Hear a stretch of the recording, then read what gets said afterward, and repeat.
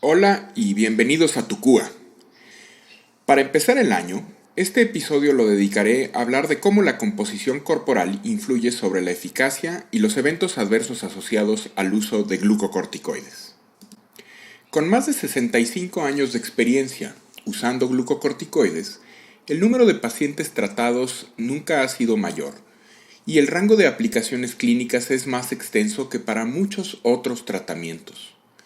Los glucocorticoides se usan ampliamente en enfermedades reumáticas y en muchas otras, porque son medicamentos rentables con efectos beneficiosos convincentes. Sin embargo, los glucocorticoides también tienen el potencial de causar efectos adversos severos, particularmente si se usan a dosis altas durante periodos prolongados de tiempo. La osteoporosis, la hiperglucemia, la diabetes mellitus, las enfermedades cardiovasculares y las infecciones representan los efectos adversos más preocupantes de la terapia con glucocorticoides, según una encuesta publicada y que aparecerá en las notas asociadas a este episodio. Pero el aumento de peso y el crecimiento de la grasa en la cara, conocida como la facies en luna llena, también se enumeran como efectos adversos por parte de pacientes y de reumatólogos, el célebre síndrome de Cushing, por todos ustedes conocido. El aumento rápido de peso, una cara de luna llena, roja y redonda, la obesidad abdominal pero con brazos y piernas delgados y el crecimiento de las almohadillas de grasa en la parte posterior del cuello, conocidos como jiba de búfalo, son características típicas de la apariencia cushingoide. Esta apariencia demuestra que el uso de glucocorticoides puede interferir profundamente con el metabolismo de los lípidos. Un artículo por Conjin y colaboradores ha abordado este importante punto e investigó los efectos del tratamiento con glucocorticoides a corto plazo sobre la composición corporal en pacientes con artritis reumatoide de inicio reciente.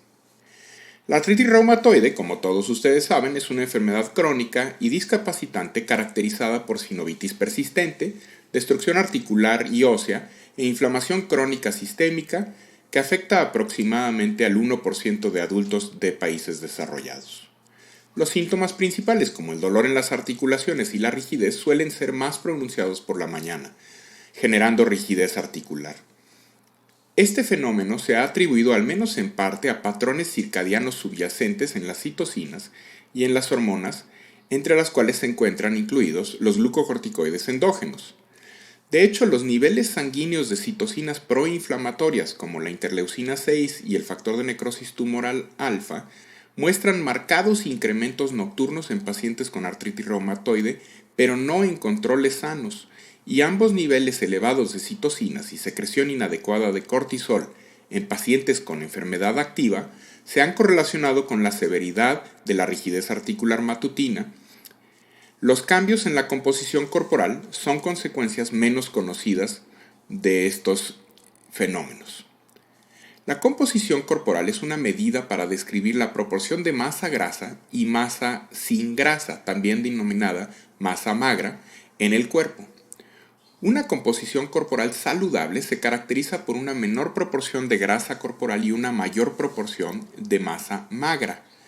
Por el contrario, la obesidad está asociada con riesgos para la salud como hipertensión, hiperlipidemia, diabetes mellitus y enfermedad cardiovascular. La absorciometría de rayos X de energía dual, densitometría, es una técnica relativamente sencilla y rápida que se utiliza cada vez más para medir no invasivamente la composición corporal. La masa magra, la masa grasa y la contribución fraccional de la grasa representan parámetros para controlar los efectos de las intervenciones nutricionales o de ejercicio y entrenamiento físico, así como los efectos de la enfermedad y el tratamiento farmacológico. En pacientes con artritis reumatoide, aún queda por determinar el efecto neto de la enfermedad y el tratamiento con glucocorticoides sobre la composición corporal. Con el fin de llenar este vacío de conocimiento, Conjin y colaboradores investigaron los efectos de dos regímenes diferentes de prednisona, de alta dosis o de baja dosis, más fármacos moduladores de la enfermedad en la composición corporal de los pacientes con artritis reumatoide de inicio reciente. Registraron la masa corporal total, o TBM, y utilizaron densitometría para medir la masa de grasa total, la masa magra total y la relación de grasa periférica. Al inicio del estudio, antes o poco después del inicio del tratamiento, y después de 26 semanas de tratamiento con glucocorticoides.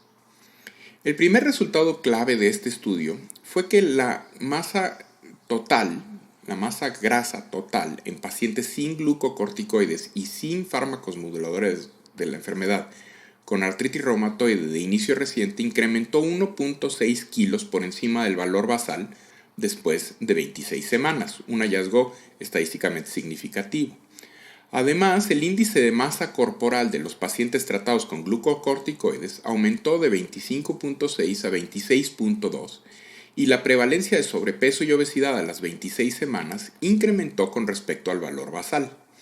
Sin embargo, debe tenerse en cuenta que de los 20 pacientes en el grupo de análisis primario que fueron tratados con una dosis acumulada de glucocorticoides más alta, 2.275 miligramos, siguiendo un régimen COBRA y una dosis diaria promedio de 12.5 miligramos, demostraron un aumento de peso de 2.1 kilos, que fue mayor que la ganancia observada de 1.1 kilos en los 18 pacientes que fueron tratados con una dosis acumulada de glucocorticoides más baja, 1.750 miligramos, siguiendo un régimen de COBRA Light y una dosis diaria promedio de 9.6 miligramos.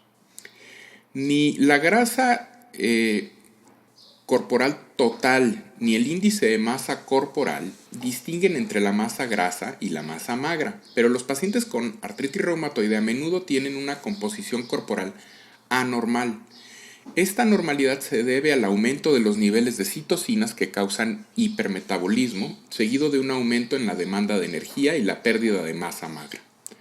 Las exacerbaciones de la enfermedad, la disminución de la actividad física y el desuso de los músculos puede reducir aún más la masa magra, lo que lleva a una disminución de la capacidad funcional y graves consecuencias para la morbilidad y la mortalidad de estos pacientes. En los pacientes con artritis reumatoide, la disminución de la masa magra a menudo se compensa con un aumento de la masa grasa, un fenómeno conocido como caquexia reumatoide. Además, el aumento de la masa grasa, especialmente la abdominal o la central, en estos pacientes incrementa el riesgo de comorbilidades como diabetes mellitus y enfermedades cardiovasculares. Además, se sabe que el tratamiento con glucocorticoides facilita la acumulación de grasa y la redistribución de grasa desde las extremidades hasta el tronco y el área abdominal.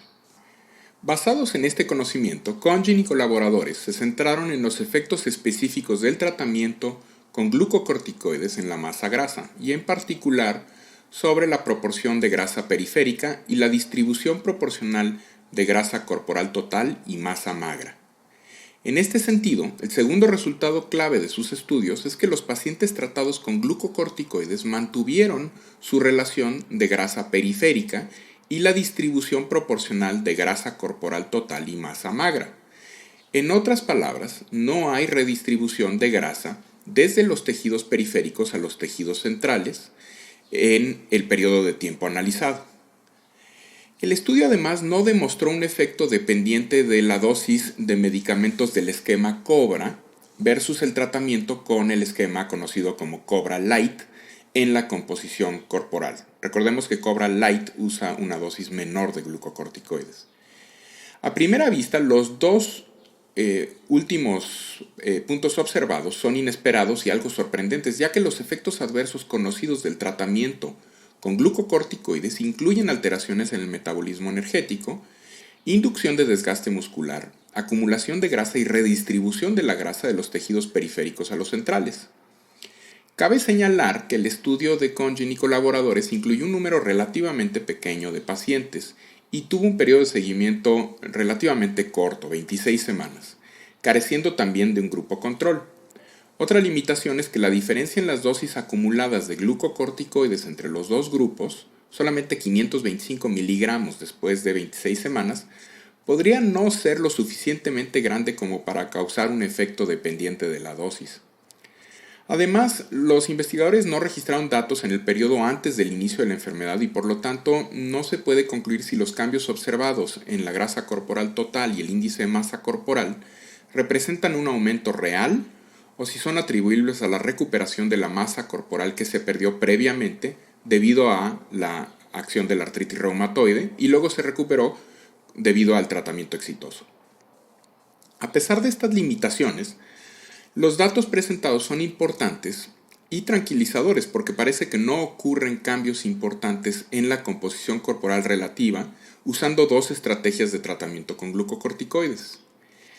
A futuro, se debería estar dirigiendo los estudios a los efectos a largo plazo del tratamiento con glucocorticoides en la artritis reumatoide y en otras enfermedades reumáticas, así como investigar los procesos asociados a la enfermedad que influyen en la composición corporal. Dado que el factor de necrosis tumoral alfa y la interleucina 6 tienen un papel sobre el metabolismo, será importante estudiar también si los medicamentos biológicos que modifican las concentraciones de estas citocinas en la sangre influyen en la composición corporal. Agradezco su continuada atención a este podcast y les recuerdo que se pueden suscribir a él en iTunes, Spotify o usando el gestor de podcasts de su preferencia. Como siempre, su retroalimentación es bienvenida y les pido amablemente que dejen su calificación a este y a otros episodios en iTunes. Les deseo un muy feliz año nuevo y hasta el próximo episodio.